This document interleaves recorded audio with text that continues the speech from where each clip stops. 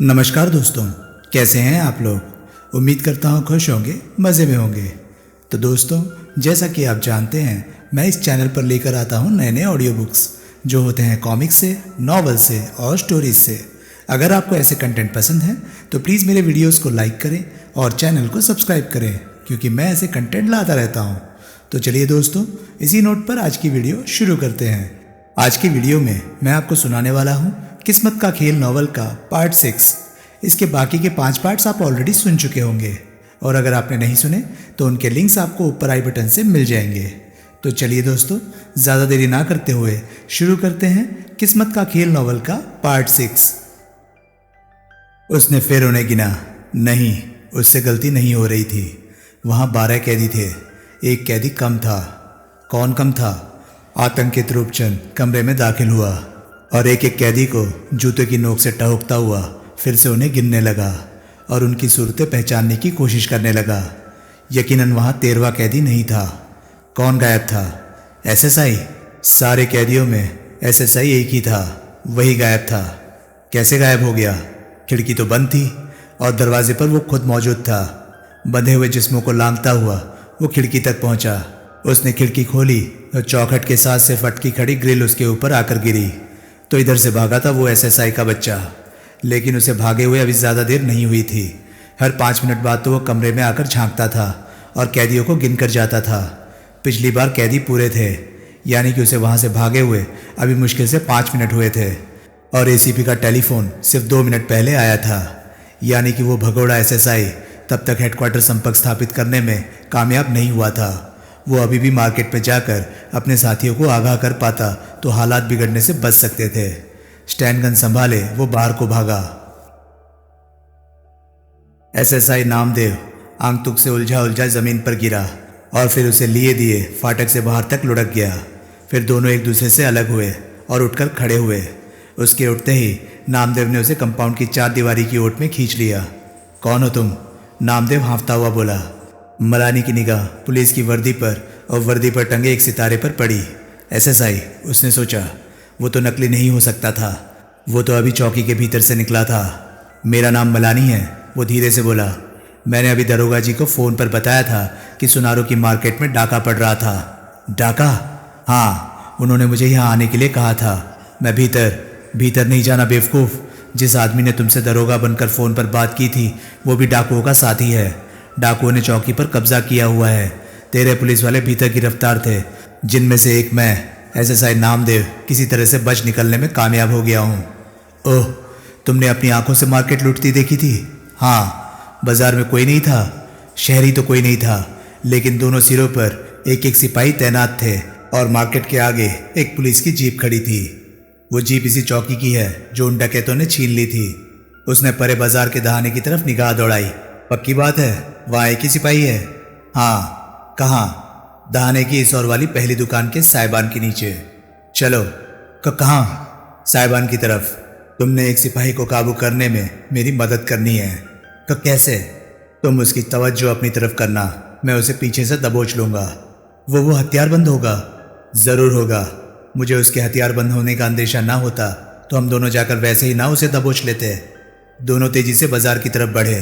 रास्ते में नामदेव ने मलानी को और अच्छी तरह से समझा दिया कि उसे क्या करना था। तुम पुलिस की इस वक्त जो मदद कर रहे हो, नामदेव अंत में बोला, उसके लिए देखना, मैं खुद पुलिस कमिश्नर से तुम्हें इनाम दिलवाऊंगा, खुद मेयर साहब से शाबाशी दिलवाऊंगा।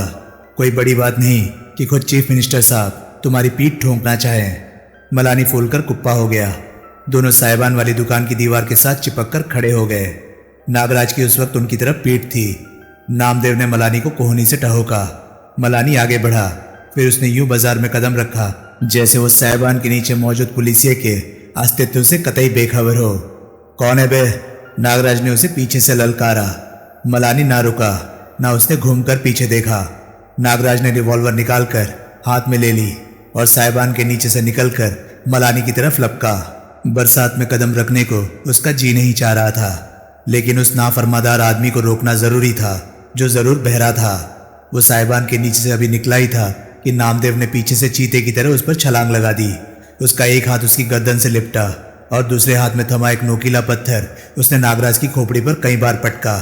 तुरंत नागराज का जिस्म उसकी पकड़ में ढीला हो गया। रिवॉल्वर उसके हाथ से निकलकर अंधेरे में कहीं लुढ़क गई थी। मलानी लपक कर उसके करीब पहुंचा।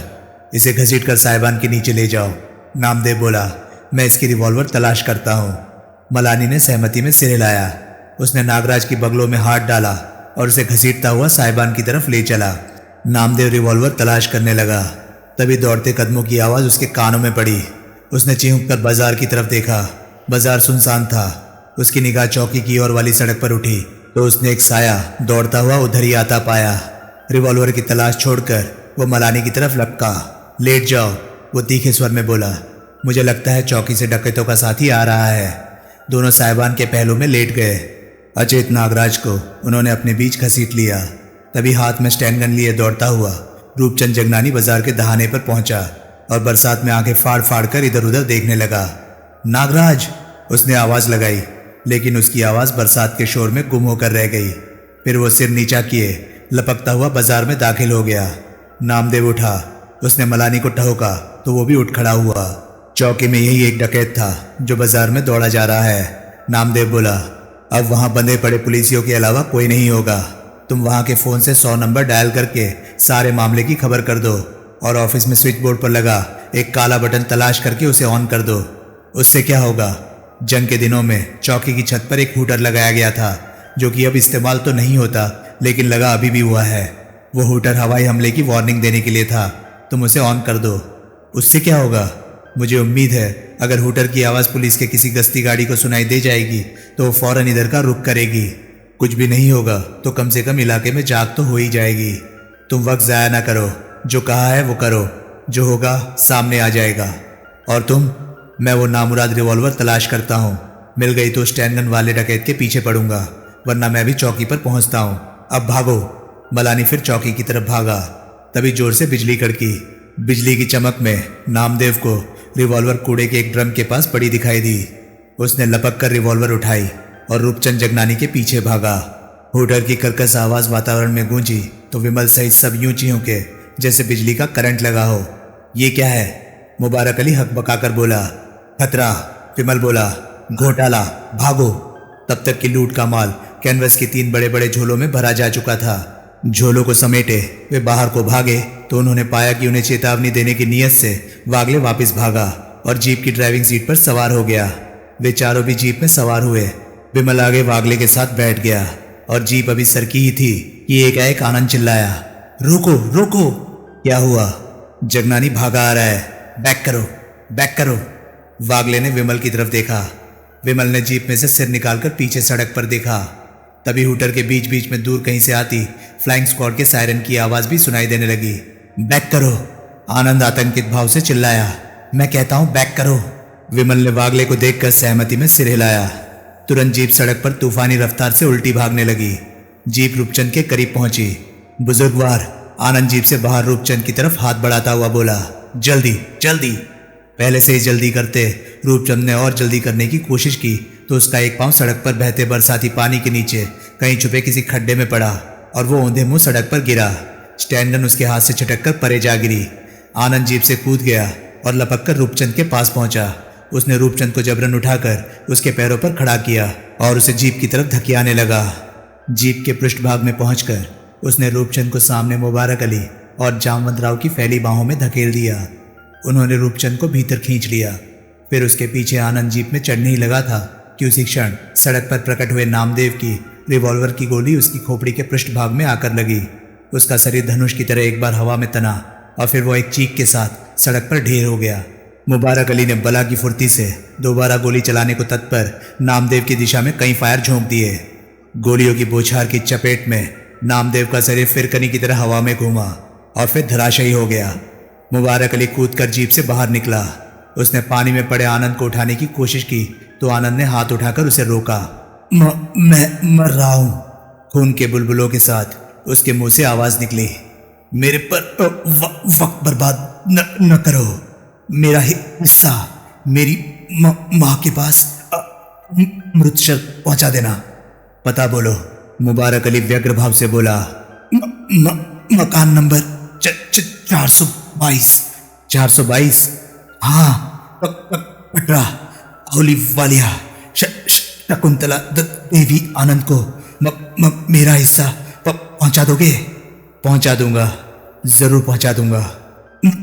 मेरे फ्लैट पर एक लड़की है, हाना गोंजाल्वेस। उसे कह देना कि जिसका वो इंतजार कर रही है वो अब इस दुनिया में नहीं रहा।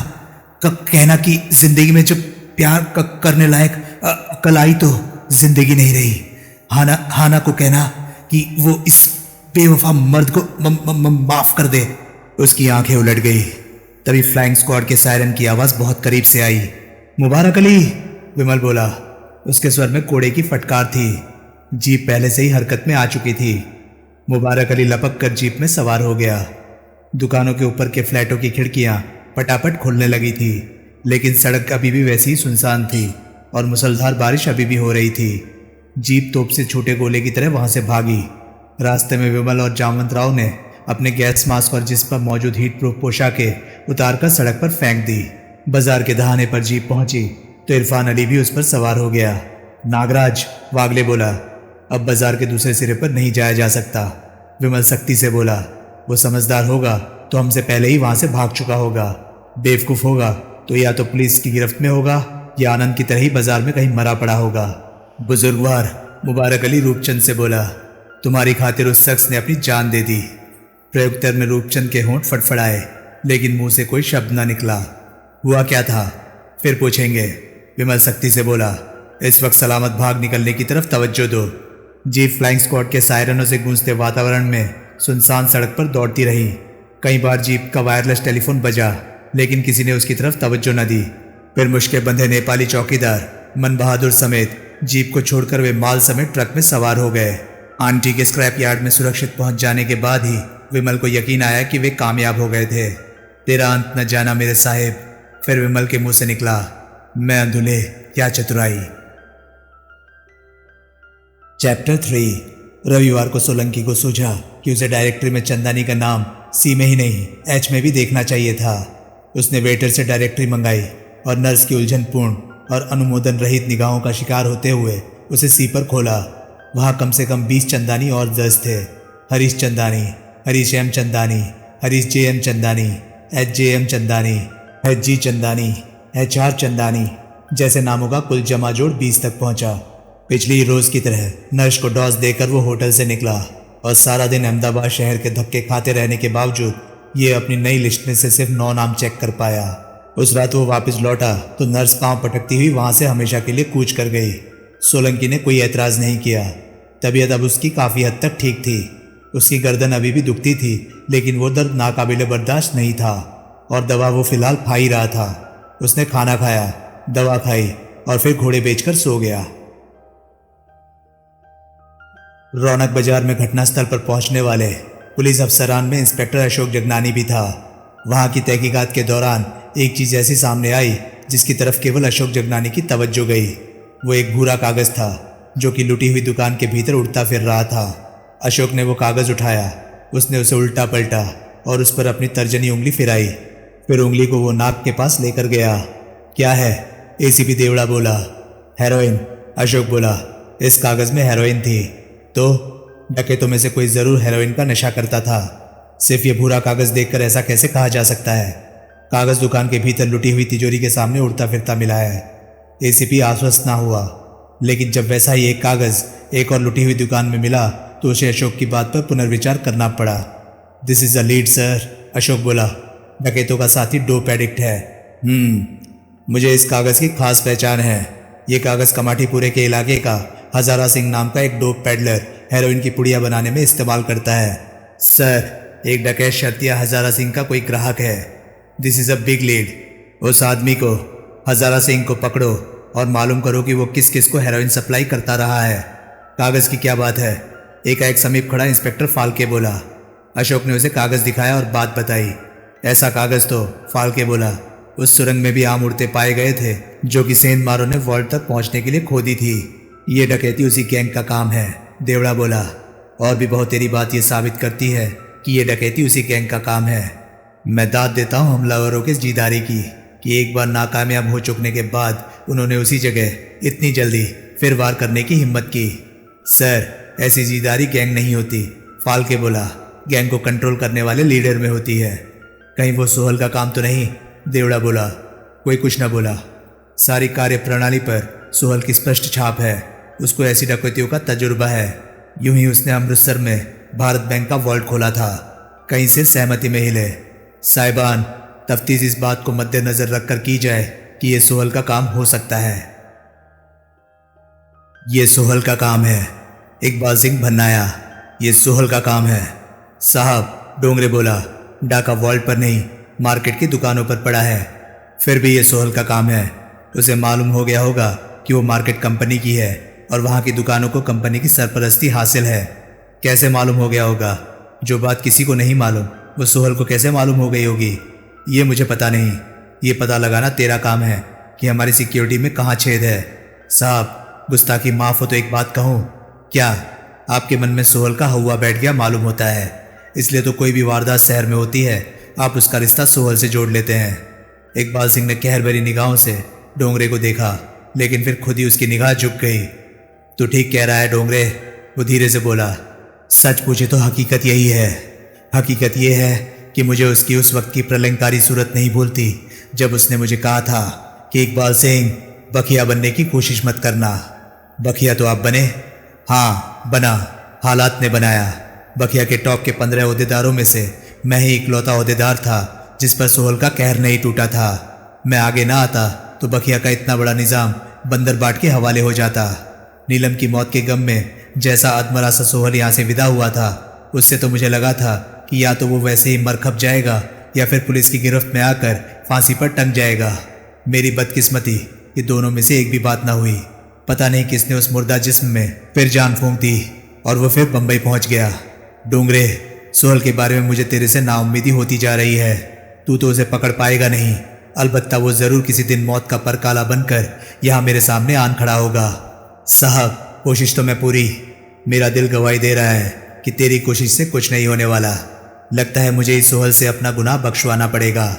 आप ऐसा कर सकते हैं? हाँ, है एक तुरुप का पत्ता मेरे हाथ में। क्या? नीलम। मैं नीलम की जान के बदले में सोहल से अपनी जान बख्शी करवाऊंगा। नीलम कौन? सोहल की जान। जान से जान का सौदा किया जा सकता है। साहब, मैं कुछ समझा नहीं।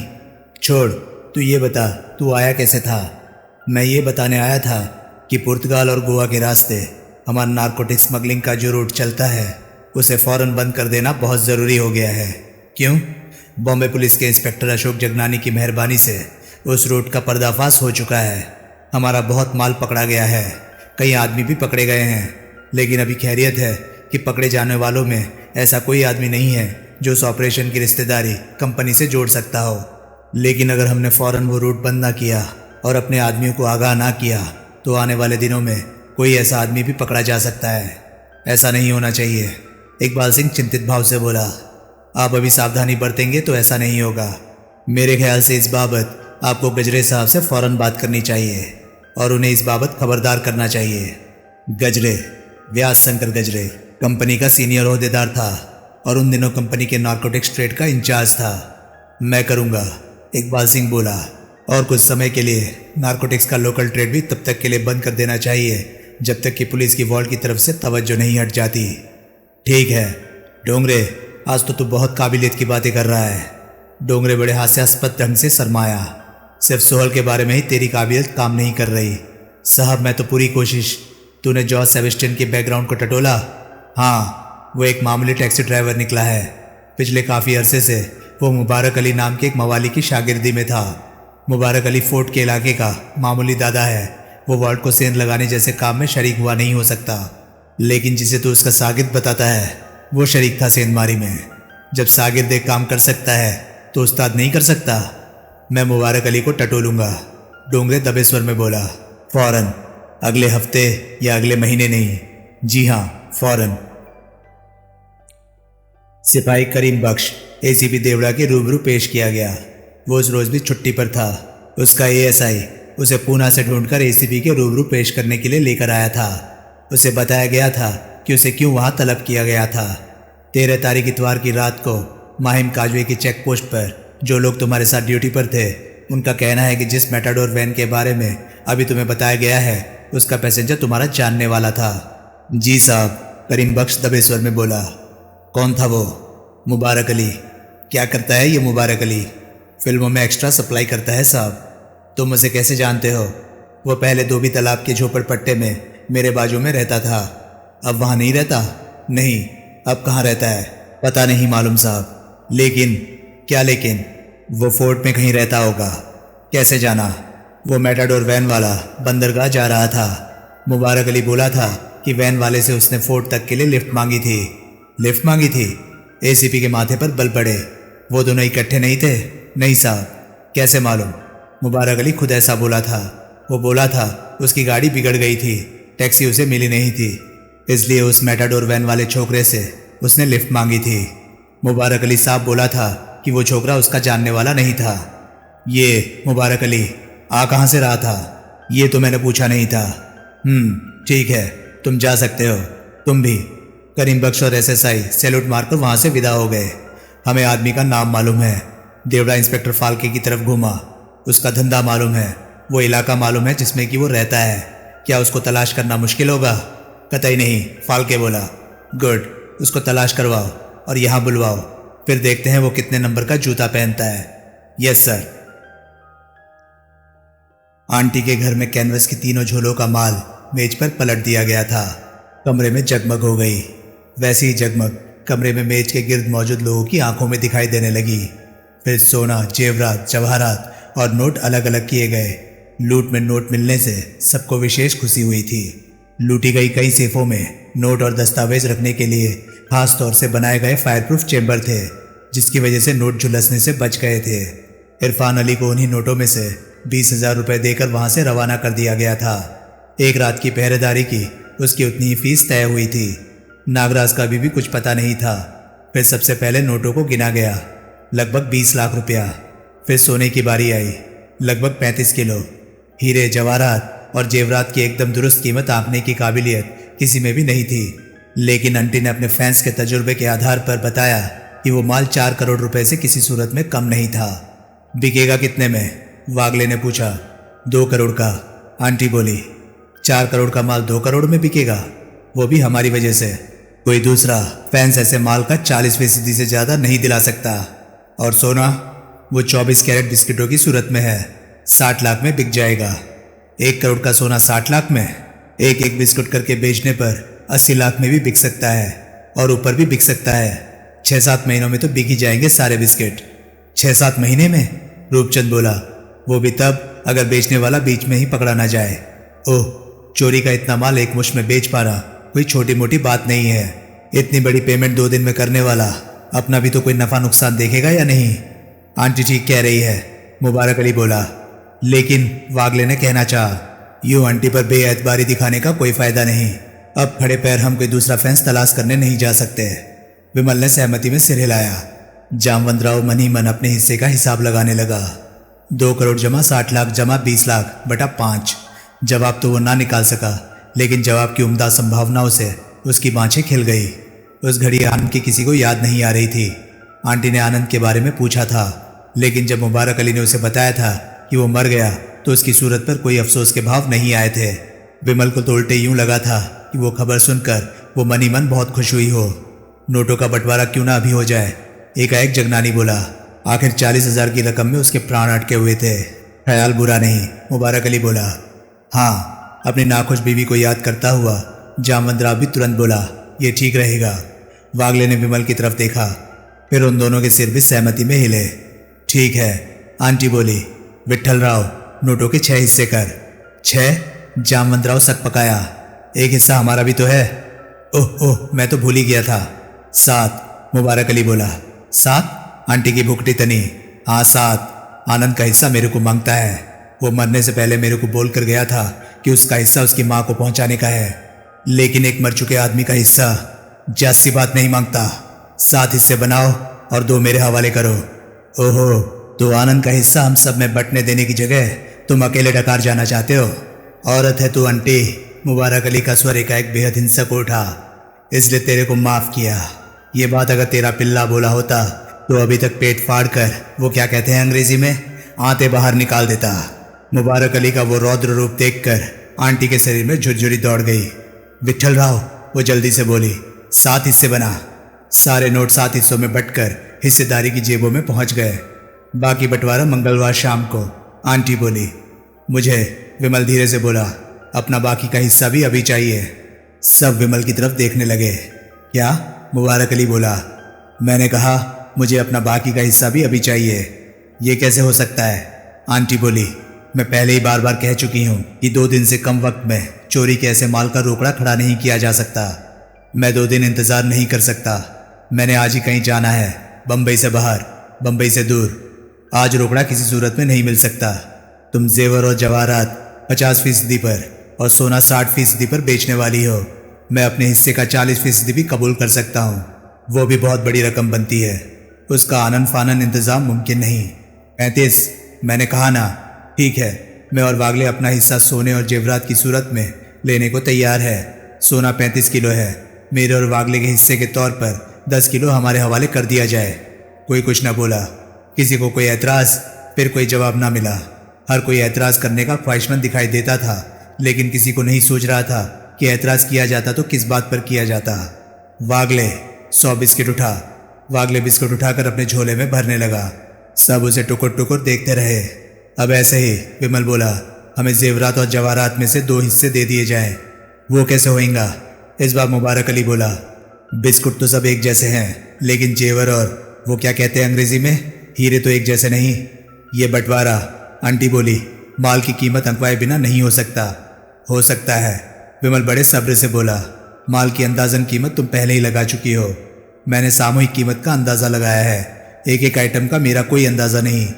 हमारे हिस्से की रकम के बराबर तुम हमें वो आइटम दे दो जिन्हें तुम कम कीमत का समझती हो।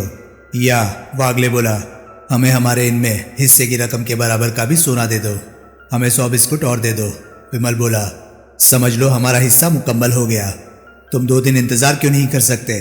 मुबारक अली चिढ़कर बोला। वजह मैं बता चुका हूँ। मैं आज ही बम्बई से बाहर जा रहा हूँ। लेकिन वागले, वो मेरे साथ जा रहा है। हम तुम्हारा हिस्सा तुकाराम को पहुंचा देंगे। विमल यूं हंसा जैसे कोई भारी मजाक की बात सुन ली हो। रुपए की तरह, मुबारक अली बोला। सोने में भी हम सब अभी हिस्सा लेने के लिए तैयार हो जाए तो क्या? तो जाहिर है कि जवाहरात और जेवरात के बदले में हमें सोना नहीं मिलेगा। फिर हम किसी तरह इन्हीं का बंटवारा करने की कोशिश करेंगे। लेकिन हिस्सा तुम आज ही लेकर जाओगे। आज ही नहीं, अभी। आंटी, मुबारक अली बोला, तुम जेवर और हीरे किसी तरीके से बराबर बांट सकती हो? नहीं, आंटी बोली, ऐसा बंटवारा अंदाजन किया गया तो तगड़ा माल इन लोगों के पास जा सकता है। उलट भी हो सकता है, विमल बोला। बिना किसी की गलती के हमारे साथ धोखा हो सकता है और हमारे हिस्से सबसे कमज़ोर माल पड़ सकता है। आंटी, मुबारक अली बोला, हमारा फ़ायदा किस में है? इन्हें सोना देने में। आंटी निसंकोच बोली, सोने की कीमत हम जानते हैं, इनके बाकी के हिस्से की कीमत हम जानते हैं, इसलिए हमें मालूम होगा कि ये क्या ले गए। कोई साहब इस वक्त सोना लेना चाहते हैं।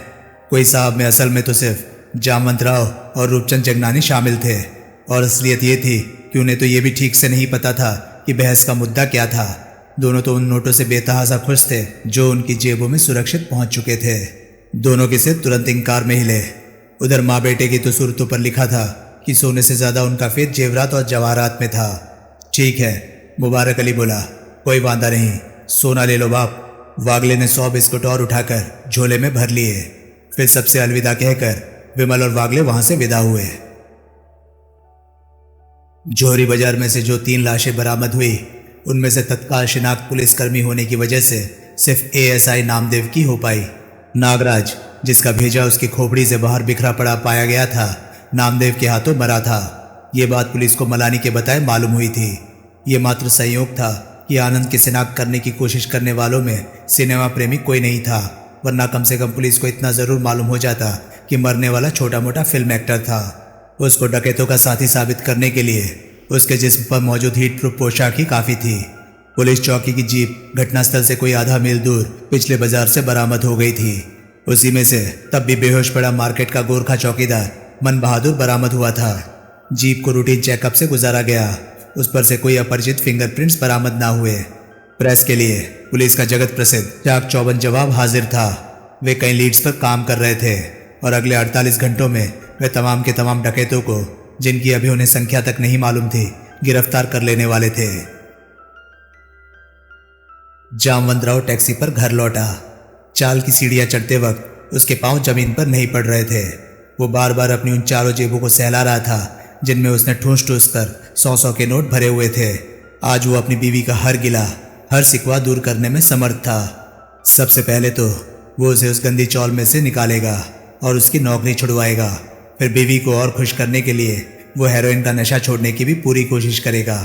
अपने उस संजीदा पुख्ता इरादे के सबूत के तौर पर उसने अपनी जेब से भूरे कागज में लिपटी हेरोइन की 2 खुराकें निकाली और उन्हें सीढ़ियों पर फेंक दिया। वो अपनी खोली के दरवाजे पर पहुंचा। वो दरवाज़ा खटखटाने ही लगा था कि उसने पाया कि दरवाज़ा खुला था। उसने धक्का देकर उसे खोला और भीतर दाखिल हुआ। अंजना पलंग पर पीठ के बल लेटी हुई थी और उस घड़ी दीन दुनिया से बेखबर मालूम होती थी। बेचारी, उसने दरवाज़ा भीतर से बंद करते हुए मनी मन सोचा। सारी रात इंतज़ार करती रही होगी उसके लौटने का। हालांकि वो कहकर गया था कि वो रात को नहीं लौटने वाला था। ज़रूर बहुत देर से सोई होगी, अभी तक नहीं जागी थी, जबकि सूरज सिर पर आ चुका था। दरवाज़ा खुलने पर जो थोड़ी बहुत रोशनी भीतर दाखिल हो रही थी वो दरवाज़ा बंद होते ही गायब हो गई और खोली में अंधेरा छा गया। उसने बिजली के स्विच की तरफ हाथ बढ़ाया, लेकिन फिर रास्ते में ही वापस खींच लिया। उसके मन में अभिसार के बड़े रंगीन सपने तैरने लगे। उसकी शादी कल के रोज हुई थी, लेकिन सुहागरात वाला दिन तो आज था।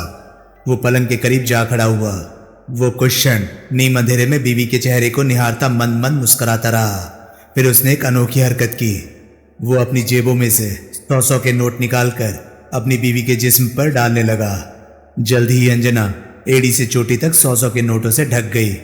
मैं ना कहता था, वो पूर्ववत उस पर नोटों की बारिश करता हुआ बड़े अनुरागपूर्ण स्वर में बोला, कि चंद रोज और मेरी जान, फकत चंद रोज ही और। मैं ना कहता था कि एक दिन ऐसा आएगा जब मैं तुझे दौलत के अंबार से ढक दूंगा।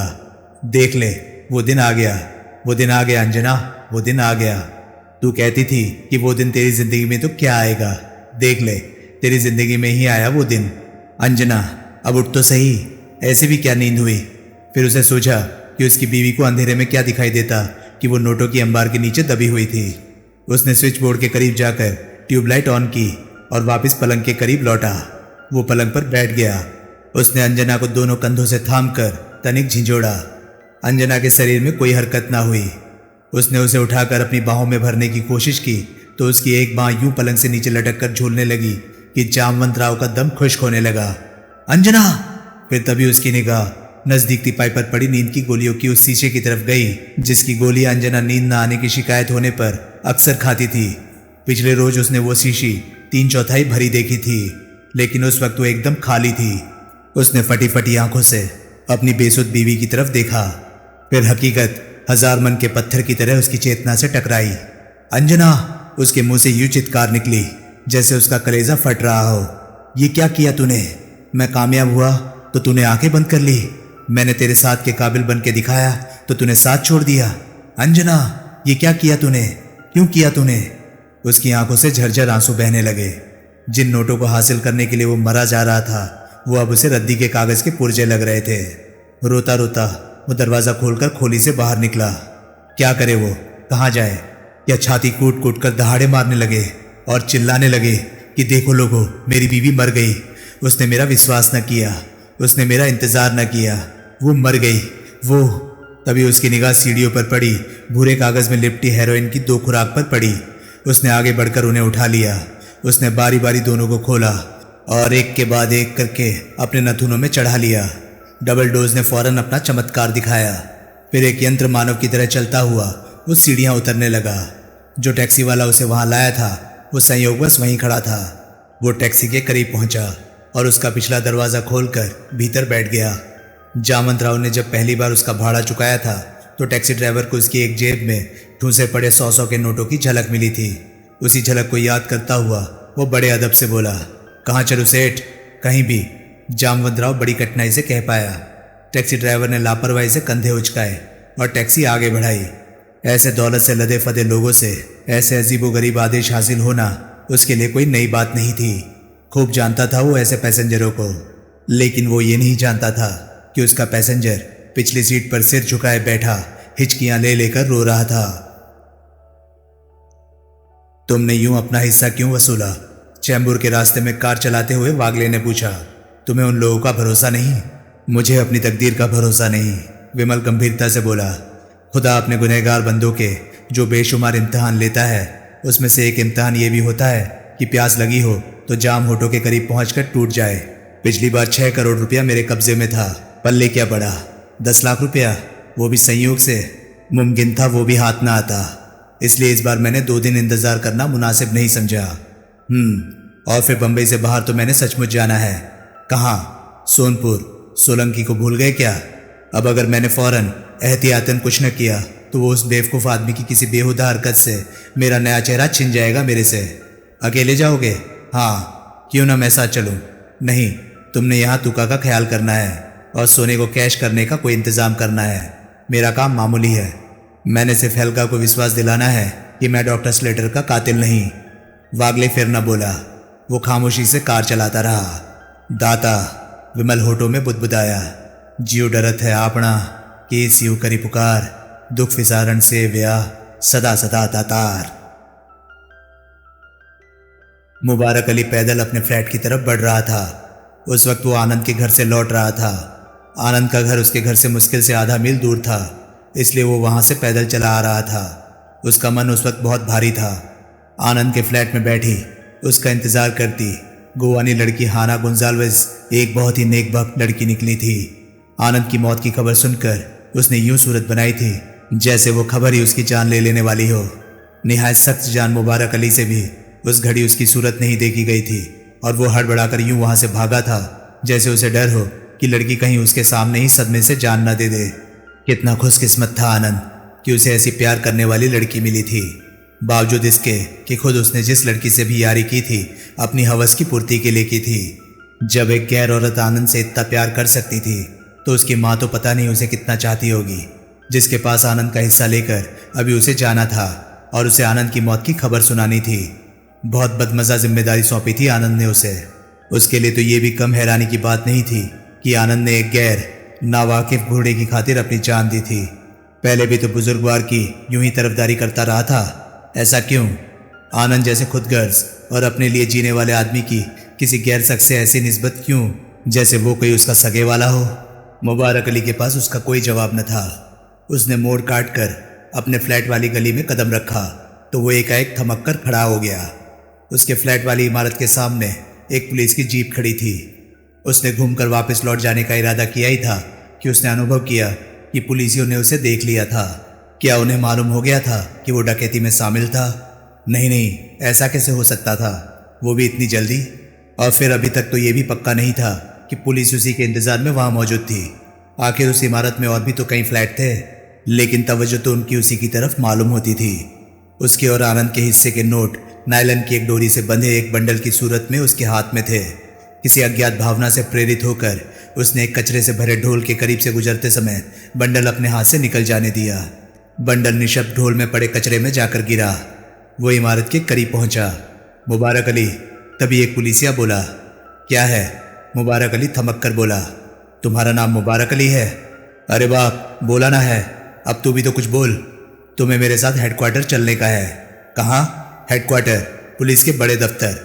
चौकी नहीं, थाने नहीं, सीधे वो क्या कहते हैं अंग्रेजी में, हेडक्वार्टर। हाँ, वजह वहीं चलकर मालूम होगी। ये क्या धांधली है? अगर तुम इनकार करोगे तो मुझे तुमको गिरफ्तार करके ले जाना पड़ेगा। ऐसा? हाँ, पुलिसिया दृढ़ स्वर में बोला। ऐसा? ठीक है बाप, चलो। वो जीप में सवार हो गया। जीप वहां से रवाना हुई। वो कूड़े के ढोल के करीब से गुजरी तो मुबारक अली को नोटों के पैकेट की एक झलक मिली। उसने एक आह भरी। अल्लाह, वो मन ही मन बोला, सुभान तेरी कुदरत। 6.25 लाख की रकम कूड़े के ढेर में पड़ी थी। अपने पास मौजूद रकम की बाबत रूपचंद जगनानी खुश कम था और फिक्रमंद ज्यादा था। बात छोटी मोटी रकम की होती तो वो कह सकता था कि मेरा घोड़ा लग गया था या मटके का नंबर लग गया था, लेकिन 40-45 लाख की रकम की उसके पास मौजूदगी की अगर किसी को खबर लग जाती तो वो क्या जवाब देता? अपने पास उस वक्त मौजूद लगभग 3.25 लाख रुपए ही उसे मुसीबत लग रहे थे और अभी तो उसे बहुत माल मिलना था। वो लड़का आनंद बेचारा मर गया, वरना वो अपने हिस्से की रकम उसी के पास रखवा देता और तो किसी पर उसका एतबार बन नहीं रहा था। एक वो पाइप वाला नौजवान सूरत से भला और ईमानदार लगता था, लेकिन वो तो अपना मुकम्मल हिस्सा बटोर कर यूं चंपत हुआ जैसे दोबारा उन लोगों में से किसी की सूरत तक ना देखना चाहता हो। अपने पास मौजूद नोटों को कुछ कम करने की नीयत से ही उस घड़ी उसने सबसे पहले कोलाबा का रुख किया था। आनंद की मौत का उसे दिल से अफसोस था। बेचारे ने उसे बचाने की खातिर अपनी जान दे दी। इतना तो अपनी सगी औलाद नहीं करती। पता नहीं क्या भाया था आनंद को उसमें, जो आखिर तक उस पर इतना मेहरबान रहा था। उसने गोविंद दत्तानी की कोठी की कॉल बेल बजाई तो दत्तानी ने खुद दरवाज़ा खोला। रूपचंद पर निगाह पड़ते ही दत्तानी के चेहरे पर गहन वितृष्णा के भाव आए। फिर आ गया बुढ़ो, वो कर्कश स्वर में बोला। तुम्हारी रकम लौटाने आया हूँ, रूपचंद सहज भाव से बोला। उस अप्रत्याशित जवाब से दत्तानी हड़बड़ाया। फिर उसके चेहरे के भाव बदले। वो नर्म स्वर में बोला, आओ भीतर आओ। दत्तानी के पीछे पीछे रूपचंद ने दत्तानी के ड्राइंग रूम में कदम रखा। वहाँ अव्यवस्था का बोलबाला था। विस्की और सोडे की खाली बोतलें और ग्लास जगह जगह पर लुढ़के पड़े थे। प्लेटों में मुर्गों की हड्डियां, अनछुई अतखाई टांगे पड़ी थी। एक सोफे की पीठ पर एक बड़े बड़े कपों वाली जालीदार काली ब्रेजियर पड़ी थी। जगह जगह सिगरेटों सिगारों के टुकड़े बिखरे पड़े थे। कल रात यहाँ पार्टी थी, दत्तानी बोला। बड़ा बॉस आया था, इकबाल सिंह। बीवी यहाँ नहीं है, नौकरानी आई नहीं, इसलिए यहाँ का बुरा हाल है। तो दोस्तों, ये था किस्मत का खेल नॉवल का छठा पार्ट। आपको ये पार्ट कैसा लगा? प्लीज़ अपनी राय कमेंट सेक्शन में मुझे ज़रूर बताएं। और हाँ, अगर आपको मेरे वीडियोस पसंद आ रहे हैं तो प्लीज़ उन्हें लाइक कीजिए और चैनल को सब्सक्राइब कीजिए, क्योंकि मैं ऐसे कंटेंट लाता रहता हूँ। तो चलिए दोस्तों, मैं मिलता हूँ अब आपसे अगली वीडियो में। तब तक के लिए नमस्कार, गुड बाय। सेफ रहिए, खुश रहिए, मज़े करिए।